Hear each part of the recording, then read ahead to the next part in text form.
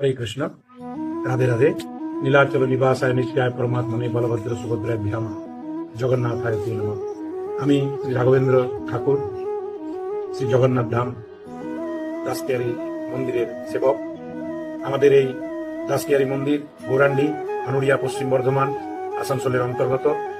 আগামী 31শে আষাঢ়, ইংরাজি 16ই জুলাই 2026 বৃহস্পতিবার মহা রথযাত্রা মহোৎসব। এই রথযাত্রা মহোৎসব আমাদের এই 8 বছরে পদার্পণ করলো এবং এই রথযাত্রা মহোৎসবে সকল এলাকাবাসী ভক্তবৃন্দদের জানাই সাদর আমন্ত্রণ।